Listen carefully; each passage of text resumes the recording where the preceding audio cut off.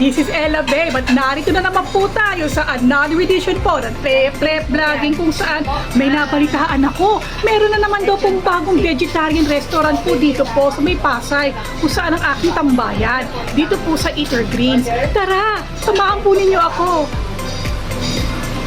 Narito po ako at muling nagbabalik ang trip na vlogging. Napunta naman po ako dito sa Eat Your Greens.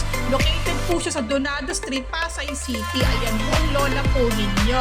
Kasalukuyan pumipili na po ng putahe na aking kakainin. Paiba naman tayo, maggulay-gulay na muna tayo para iwas high blood. Ayan, kasalukuyan ini-inspection ng lola po ninyo ang menu sa araw na ito sa Eat Your Greens. At nakita ko rin dito yung paborito ko na merienda na samosa. At ayan po siya.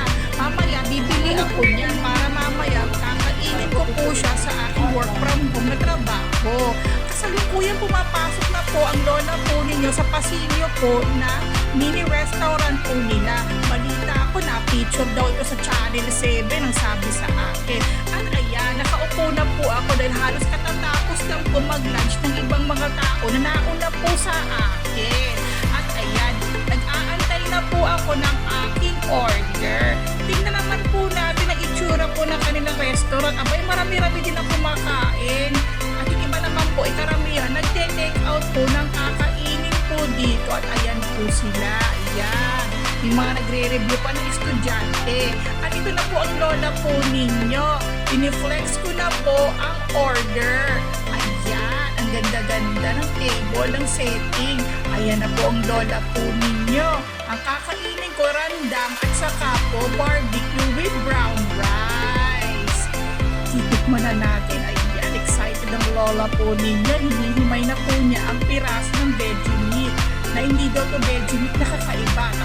Binyagan natin. Ako ay magkakasarap. Wow, ang lambot-lambot. Hindi ako nakikipaglaban sa karne. Yan, tikman naman natin po si BBQ. Aba, manamis-namis si BBQ. In fairness, ang kanin po nila, brown rice. Reasonable na po siya sa 150 pesos. Subo-subo lang po ang lola po ninyo. Grabe, ninanamnam ko po ang kasarapan po ng pagkain. Ika nga, this is a food not only for our physical health, also food for our souls. Ayan na po ang lola po ninyo. Ninanamnam po niya ng bonggang-bongga ang pagkain po na ito. Grabe na talaga. Subong-subo ako. Tom Jones sa Tom Jones po ang lola po ninyo.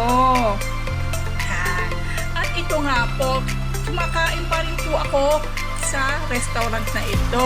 Paubos na po yung pagkain at nabubusog na po ako. Grabe na talaga. Yan. Uminom na rin po ako ng tubig po at dahil uhaw na uhaw ako, hindi ko na nga napakita sa inyo yung free iced tea po nila. Ay, Diyos ko, salamat nga naman po. At ako ay nabusog ng bonggang-bongga. Ito na po ang itsura ng aking pinagkainan. Said na said po ang pagkain. Mga ano na lang po ng sauce ang natira, mga patak-patak na nga.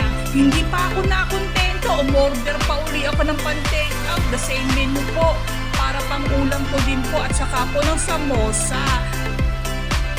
Ay grabe, ang sarap nga naman ng aking kinain po kaninang lunchtime. Busog na busog po ang lola po ninyo. Uwi pa nga po ako ng pasalubong para sa pambaon ko mamaya sa aking work from home life. Bumili ako ng samosa at saka po yung ulam po na barbecue din po mismo at saka yung randang. Paborito ko din po kasi mga ganong klase ng pagkain para magkaroon po ako ng healthy living. Grabe talaga. Enjoy na enjoy po ako kanina sa aking kinain. Kahit malayo-layo po itong lugar na ito sa amin, still enjoy po ako.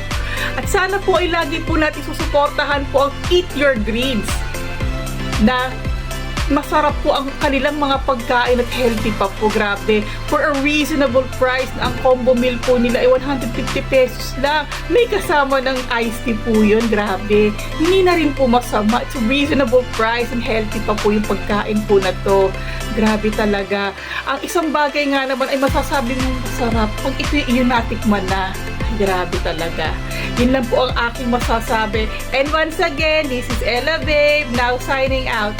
Bye!